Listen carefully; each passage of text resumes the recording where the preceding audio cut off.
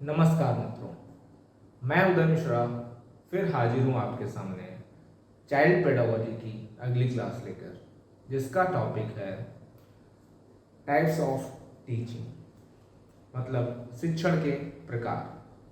शिक्षण के प्रकार से मतलब है कि हम किन किन तरीकों से शिक्षा को दे सकते हैं। शिक्षा को जो हमारा शिक्षण है वो बहुत से तरीकों में बहुत से तरीकों में बांटा गया है। अच्छा, किस विभाग पे ये बांटा जा सकता है? किसी ने बताया कि इसके बहुत सारे स्तर होते हैं, किसी ने बताया कि इसको हम शैक्षणिक उद्देश्य के आधार पर बहुत तरीकों में बांट सकते हैं। तो बहुत सारे हमारे ये साइकोलॉजिस्ट आए और इन्होंने शिक्षण के बहुत सारे प्रकार बताए।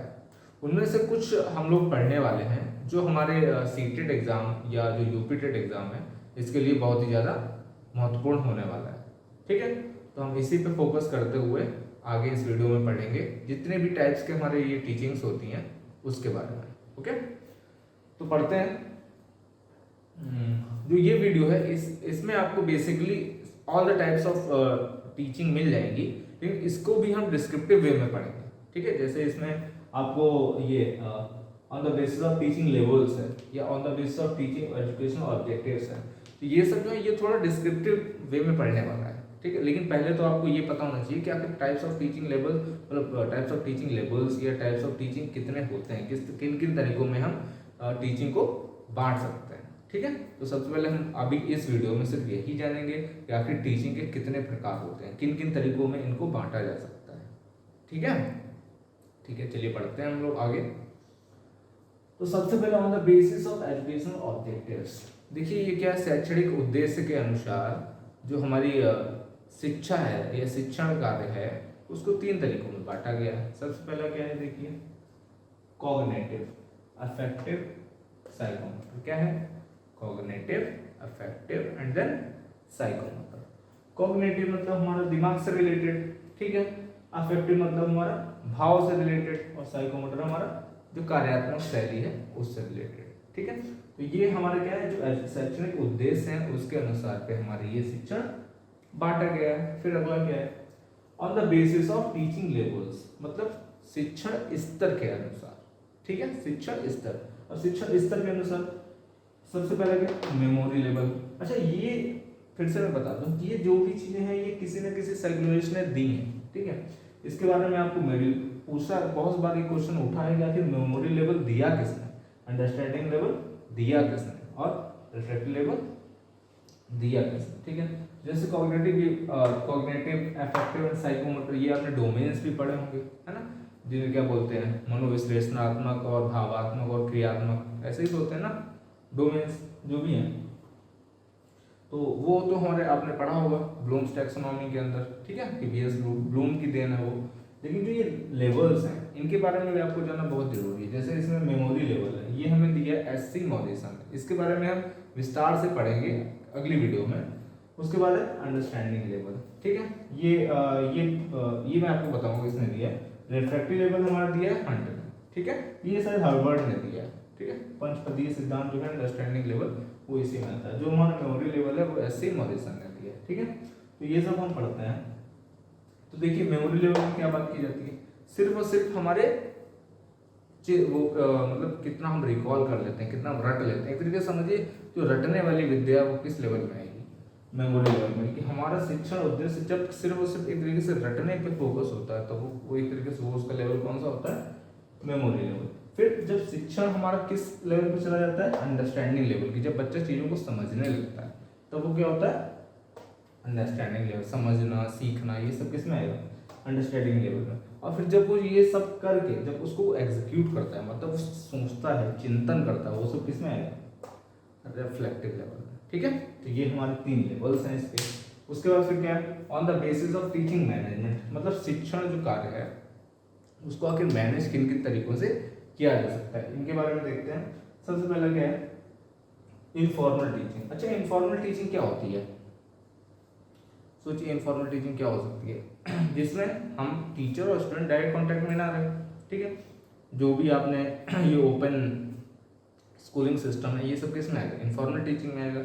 या जो डिस्टेंस लर्निंग है, ये किस में आएगी, इनफॉर्मल टीचिंग में आएगी। फिर उसके बाद क्या है, फॉर्मल टीचिंग, जिसमें हमारे स्टूडेंट और टीचर डायरेक्ट कॉन्टैक्ट में होता है, लाइक क्लासरूम। ठीक है, जो हमारा और आपका जो है ये किस में आएगा, आप बताइए। ये हमारा है इनफॉर्मल टीचिंग, कि मतलब क्लासरूम है लेकिन ये वर्चुअल है ना, कि हम और आप कॉन्टैक्ट में तो हैं लेकिन ये डायरेक्ट कॉन्टैक्ट नहीं है, तो ये किस में आएगा, इनफॉर्मल टीचिंग। फॉर्मल टीचिंग मतलब जब हम लाइव क्लास में बैठे हैं, लाइव क्लास में कैसी, जब हम बैठे हों और आप सामने ही बैठे हो, डायरेक्टली आप क्वेश्चन कर सके, तो वो कौन सी होगी, फॉर्मल टीचिंग। तीसरी है non formal teaching. Non formal teaching एक तरीके से सबसे बेस्ट एग्जाम्पल है जो आप फैमिली में सीखते हैं, जो आप घर में सीखते हैं, जो आप एक तरीके से नहीं कि सीखने की इच्छा, मतलब सीखने बिना कोशिश किए इंसान जो सीख जाता है, वो नॉन फॉर्मल टीचिंग में आता है। ठीक है, तो जैसे भी आप सीखना चाहें वो डिपेंड करता है कि आपके पास कैसा क्या आप सीखना चाहते हैं। ठीक है, वो नॉन फॉर्मल टीचिंग। तो ये बेसिकली हैं अभी 3 टाइप्स के। इसके बाद अभी आपको एक और स्लाइड मिलेगी, उसमें और है टोटल हमारे ऑन द बेसिस ऑफ, मतलब टोटल 6 हैं जिनके बेसिस पे हमारे टीचिंग ऑब्जेक्टिव, टीचिंग के जो टाइप्स हैं वो डिस्क्राइब किए गए हैं। ठीक है, इसके अगली स्लाइड में हम लोग इनके बारे में विस्तार से भी पढ़ेंगे। जैसा कि मैंने बताया कि ये एक और स्लाइड है, इसमें आपको जो भी टीचिंग के शिक्षण के प्रकार हैं वो हर तरीके से आपको मिल जाएंगे, वो चाहे कोई भी एग्ज़ाम हो, चाहे सीटेट हो या यूपीटेट हो, आपके लिए हर एग्ज़ाम के लिए ये उपयोगी है। ठीक है, तो जो हमारा अगला इसका डिस्क्रिप्शन है वो बेसिस किस बेसिस पे, एडमिनिस्ट्रेशन के बेसिस पे, आखिर उसमें हम एडमिनिस्टर कैसे करते हैं आपकी टीचिंग को। सबसे इसमें कैसा क्या है, सबसे ऑटोक्रेटिक। ऑटोक्रेटिक मतलब जिसमें एक टीचर ही मेन होता है। ठीक है, ऑटोक्रेटिक मतलब टीचर मेन, सब कुछ वहाँ पे कौन डोमिनेंट होगा, टीचर डोमिनेंट होगा। ठीक है, जहाँ पे जो एक तरीके से डिक्टेटर से आप यहाँ पे बोल सकते हैं कि जो टीचर चाहेगा वही पूरी क्लास में होगा, इसमें किसी भी तरीके से बच्चे का रोल नहीं होता है। ठीक है, दूसरा क्या है, डेमोक्रेटिक। डेमोक्रेटिक इसमें बच्चों को भी छूट होती है कि वो अपने क्वेश्चंस रेज कर सकता है, एग्जांपल्स पूछ सकता है अगर वो कंफ्यूजन नहीं है, तो मतलब एक तरह से डिस्कशन किसके बीच में होगा, टीचर और स्टूडेंट के बीच में डिस्कशन होगा। तो आजकल जो हम लोग फोकस करते हैं वो सिर्फ और सिर्फ और डेमोक्रेटिक क्लासरूम पे करते हैं। कौन सा क्लासरूम, डेमोक्रेटिक क्लासरूम पे। फिर अगला क्या है, लेसोस्फेयर। लेसोस्फेयर मतलब कि ये इन दोनों का मिक्सचर आप कह सकते हैं, क्योंकि इसमें हस्तक्षेप होता है। ठीक है, टीचर और स्टूडेंट एक दूसरे से बात तो करते हैं लेकिन मतलब एक दूसरे से बात करते हुए आगे बढ़ते हैं। इसमें एक इस पे आप कह सकते हैं हस्तक्षेप शिक्षण, आप इसे बोल सकते हैं हस्तक्षेप शिक्षण।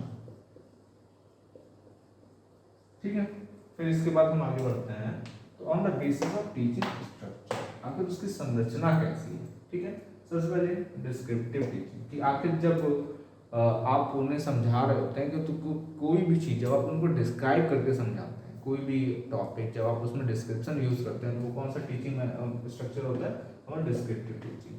फिर क्या, डायग्नोस्टिक टीचिंग। डायग्नोस्टिक टीचिंग क्या होता है, क्या आप लोग के डायग्नोस्टिक सेंटर गए हैं, क्या होता है वहाँ पे कि आपके अंदर की जो भी कमियाँ हैं उनसे रिलेटेड आप पे क्या होता है, टेस्ट होता है और फिर आपको कमी बता दी जाती है। ठीक है, तो ये तरीके से वही टीचिंग है, जब आपकी कमियों के ऊपर वर्क किया जाए तब वो कौन सी टीचिंग कहलाएगी, डायग्नोस्टिक टीचिंग। फिर इसी का एक टाइप है रेमेडियल टीचिंग। रेमेडियल टीचिंग क्या है कि जो आपकी कमियां जो आई हैं उनको पूरा करने के लिए जब एक्स्ट्रा क्लासेस एक्स्ट्रा कुछ लगाना पड़े तो कौन सी टीचिंग कहलाएगी, रेमेडियल टीचिंग। ठीक है, कि आपके ऊपर जो एक्स्ट्रा वर्क किया जाएगा वो सब किसके अंतर्गत आएगा, रेमेडियल टीचिंग के अंतर्गत। ठीक है, फिर लास्ट है on the basis of teaching process. सबसे पहले क्या है, प्रेजेंटेशन, कि जो हमारा शिक्षण कार्य है, जो हम लोग शिक्षण कार्य करेंगे उनको एक तरीके से प्रेजेंटेशन, मतलब कि हम जब बच्चे के सामने अपने टीचिंग को प्रेजेंट करते हैं, तो वो हो गया। ठीक है, दूसरा है डेमोन्स्ट्रेशन, कि हम जब उनको कोई एग्जाम्पल देखिए उनके सामने ही पूरा प्रस्तुत कर दें तब वो क्या होगा, डेमोन्स्ट्रेशन। मतलब डेमोन्स्ट्रेशन कह सकते हैं आप, थोड़ा इसमें एक्शन इन्वॉल्व होता है। ठीक है, कि आप उसमें एग्जाम्पल करवा सकते हैं, रिलेट करवा सकते हैं, कुछ उनसे कुछ भी करवा सकते हैं। ठीक है, एक्शन, जब इसमें वो स्टूडेंट इन्वॉल्व हो जाते हैं, ठीक है, तब ये कौन सा किस बेसिस में आ जाएगा, एक्शन। ठीक है, तो आपको समझ में आया होगा कि जितने भी मैंने ये टाइप्स ऑफ टीचिंग बताए हैं, ये मैंने फिर से कह रहा हूँ कि कोई भी एग्जाम हो, चाहे यूपीटेट हो चाहे सीटेट हो, ठीक है, मोस्ट इंपॉर्टेंटली कि अभी हमारा सीटेट आने वाला है, तो इसमें जो हमारे मेमोरी लेवल, अंडरस्टैंडिंग लेवल या जो भी है, ये बहुत ही ज़्यादा पूछा जाता है। ठीक है, मेमोरी लेवल, अंडरस्टैंडिंग लेवल और रिफ्लेक्टिव लेवल। उससे भी ज़्यादा इंपॉर्टेंट है हमारे वो तीनों, कॉग्निटिव, अफेक्टिव और साइकोमोटर। वो भी बहुत ज़्यादा उनसे भी क्वेश्चन पुट अप किया जाता है। तो उसमें इंपॉर्टेंट वही चीज़ें थी, कॉग्निटिव, अफेक्टिव और साइकोमोटर, ठीक है। और ये भी सब है, इनको आप नोट कर सकते हैं। तो उम्मीद करता हूँ क्लास आपके लिए बेनिफिशियल रहेगी। आप जिस भी एग्ज़ाम की तैयारी कर रहे हो हमारी टीचिंग से रिलेटेड, उसके लिए आपको ये निश्चित ही मदद करेगा, ठीक है। तो हमने आपको पहले ही बताया कि हमें ये सब डिस्क्रिप्टिव वे में पढ़ना है, ठीक है। तो अभी एक बार हम ब्लूम्स टैक्सोनॉमी अच्छे से पढ़ेंगे और वो जो हमारा जो अंदर टीचिंग लेवल्स हैं उनको हमें डिस्क्रिप्टिव वे में पढ़ना है, ठीक है। तो ये हम अगली वीडियो में करेंगे, लेकिन तब तक के लिए आपको जो ये है ये आपको याद होना चाहिए, ठीक है। कि अगर मैं अगली वीडियो में जब रिवीजन करूँ तो आपको ये पता होना चाहिए, जब मैं पूछूँ on the basis of level कितने में डिवाइडेड है, तो आपको दिमाग में होना चाहिए कि लेवल्स कितने हैं, ठीक है। इसी हिसाब से आप अपनी तैयारी करते रहिए, आगे बढ़ते रहिए और खुश रहिए, ठीक है। धन्यवाद।